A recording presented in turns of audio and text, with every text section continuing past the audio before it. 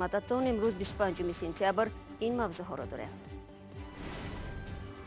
بازگشت با پیروزی و استقبال با تنتنه مربی‌های دسته فوتبال نورسانی توجیک از صفت بازی و نتیجه‌های به دست آورده قانع هستند.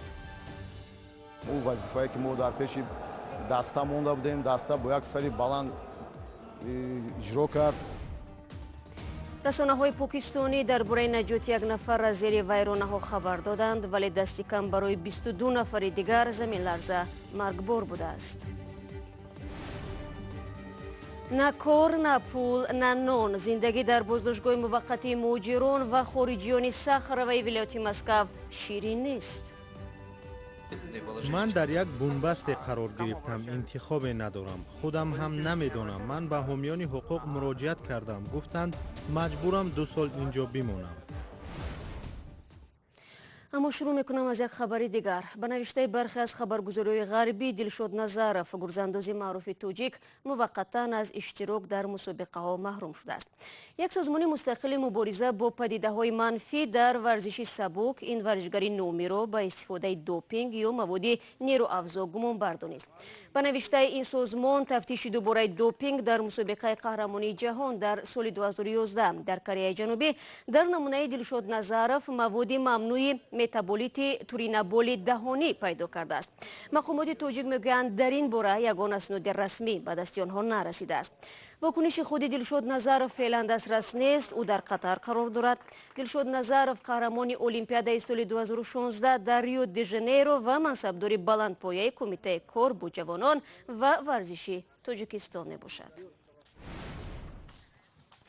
و اکنون از خبر خوب میگوییم 29 گل به دروازه حریف. دسته منتخب نورسانی زیر 16 ساله فوتبال تاجیکستان بعد از کامیابی در مرحله انتخابی قهرمانی آسیا 2020 به وطن برگشتند. فوتبالبازانی نورس میگویند سبقت خیلی سخت بود و آنها مهارت خود را نشان دادند. امردین علیموف میگوید پیشواز قهرمانان در فرودگاه دوشنبه و در دل شب خیلی گرم و پرشور بوده است. این هواداران فوتبال ساعت 2:30 شب در نزد فرودگاه دوشنبه برای پیشوازی دسته منتخب نورسانی زیر 16 ساله تاجیکستان آمدند. فوتبالبازان نورسی تاجیک در مرحله انتخابی قهرمانی آسیا 2020 در گروه ا در همه 4 بازیشان غالب آمدند و در این گروه با 12 امتیاز جای اول را صاحب گشتند. منتخب نورسانی تاجیکستان با راهبری سرمربی اهلیدین توردیوف در این مسابقه تیم‌های منتخب شریلانکا، کویت، نپال و اردن را شکست داد. صفت بازی و نتیجه‌های به دست آورده مربی‌های دسته را قانع کرده است. اون وظیفه‌ای که ما در پیش دسته مونده بودیم، دسته با یک سری بلند اجرا کرد و ما به چمپیونات آسیا راحت گرفتیم. فوتبالبازان نورسی تاجیک غیر چشم داشت در 4 بازی 29 گل به ثمر رساندند و همگی 2 گل به دروازه‌شان سر دادند. نشانزنی بهترین مسابقه با 8 گل حمله‌گر منتخب نورسانی تاجیکستان عبدالفتاح خدایدادزاده شد و بهترین نشانزنی چمپیونات مذکور شدم. در این اتوبوس بازیگران نورس به مرکز شهر رفتند.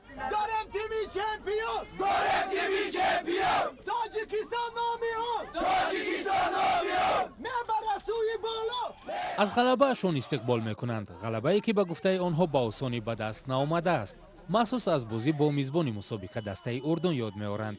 در این بازی منتخب نورسانی زیر 16 ساله تاجیکستان در قسم اول 2 گل به دروازه‌اش سر داد. ولی توانست تا آخر بازی با دسته حریف 5 گل زند. در بازی آخری که با صاحبان میدان دسته اردن نبود، بازی با ما خیلی مشکل شد. اما بعد از قسم یکم مربیان با ما فهمیدن که چیکار کردن لازم است و ما گفته مربیان را اجرا کردیم و به مقصد خود رسیدیم و راحت به بحرین گرفتیم. قسم نهایی قهرمانی آسیا 2020 از 16 سپتامبر تا 3 اکتبر سال آینده در بحرین دایر می‌گردد. منتخب نورسانی تاجیکستان برای 4مین بار است که در مرحله نهایی قهرمانی آسیا شرکت خواهد کرد. از این پیش فوتبالبازان نورسی تاجیک سالهای 2006، 2010 و 2018 به مرحله نهایی این مسابقات قلعوی راه پیدا کرده بودند.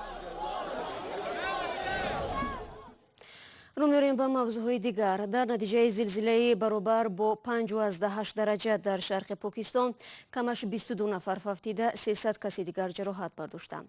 بر پایه معلومات پژوهشگاه گئولوژی آمریکا، مرکز زمین لرزه در شهر میرپور ولایت کشمیر است که تحت نظارت پاکستان میباشد. دوربین‌های کوچکی زلزله و فرار آدمان از بیناها را به نوار گرفتند. روز سه‌شنبه 24 سентябр تلویزیون‌های پاکستان نواری فروریزی بیناها بر اثر زمین لرزه را نمایش دادند. مرد زیر آوار میماند ولی به پا برخسته به جای امن‌تر میگذرد. در شهر میرپور ولایت کشمیر که زیر نظارت پاکستان است، درختان و راه‌ها چپه شده، در شکاف‌های زمین ماشین‌ها فرو رفتند.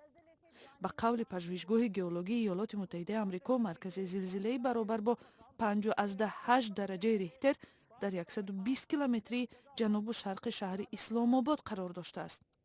نماینده خدمات نجات پاکستان گفت که توسط هواپیماها به مکان آفت کمک‌های نیاز اولیه فرستاده شد.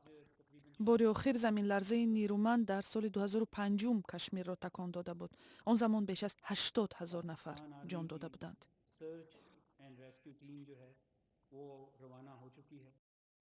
و طبق اطلاع اخیری که ما نصف روزی 25 سентябр از کشمیر گرفتیم، شماره قربانی ها به 25 نفر برابر شدن، مجروحان کمش 700 نفر بودند. شما برنامه خبری رادیو آزادی رو تماشا دارید. پالاتای نمایندگان کنگره آمریکا تحقیق فعالیت پرزیدنت دونالد ترامپ را رسما آغاز کرد که احتمال دارد با ایمپیچمنت او بیانجامد. در این باره رئیس پالاتای نمایندگان آمریکا نانسی پلوسی روز سه‌شنبه اطلاع داد. ترامپ در رابطه با صحبت تلفنی اش با پرزیدنت اوکراین ولادیمیر زلنسکی به نقض کنستیتوسیای آمریکا عیبدار می شود. ادامه از تایری سفر. وکیلان دموکرات در مجلس نمایندگان آمریکا گفتند به دلیل خیانت رسمیات برای رأی عدم اعتماد یا اظهار ناباوری ضد رئیس جمهور دونالد ترامپ را آغاز کردند. آنها گفتند ترامپ به اوکراین فشار آورده است در مورد سیاستمدار رقیب احتمالیش در انتخابات آینده جو بایدن و پسر او تحقیقات کنند.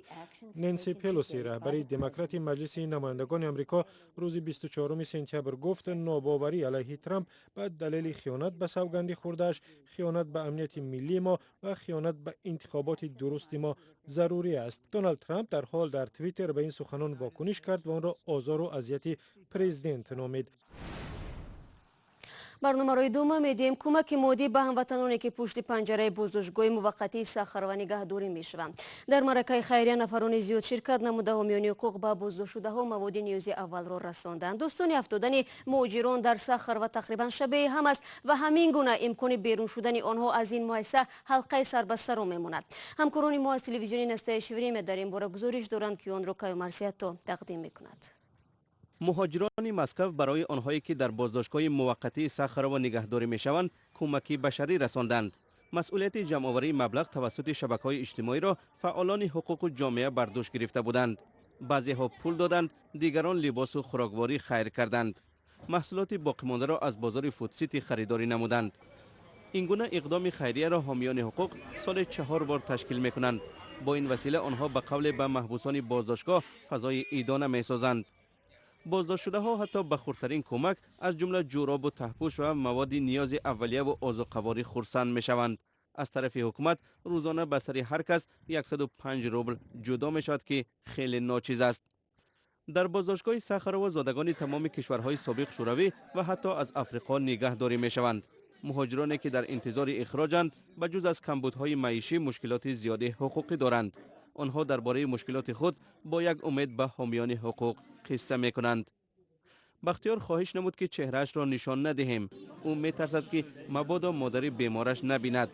این مهاجر 1 سال است که در بازداشتگاه قرار دارد و شاید همین قدر دیگر در اینجا خواهد ماند.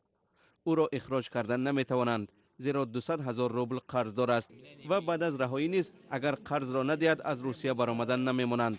آنگاه بختیار را می توانند باز برای 2 سال دیگر در بازداشتگاه جای کنند. من در یک بنبست قرار گرفتم، انتخاب ندارم، خودم هم نمیدانم. من به حامیان حقوق مراجعت کردم، گفتند مجبورم 2 سال اینجا بمانم. این دختری جوان که از قرقیزستان است همچنان نخواست نامش آشکار شود و شناسنامه‌اش را گم کرده است و 1 سال باز در بازداشتگاه به سر میبرد. اخراج او نیز غیر امکان است چونکه نسبت به او پرونده جنایتی را آغاز کردند که جریمه را پیش بینی میکند. و من ورقی را دادند و من با اون به بازداشتگاه اومدم. تمام تا این وقت من قیدی بود و باش داشتم و نمیدونم چرا چنین شد.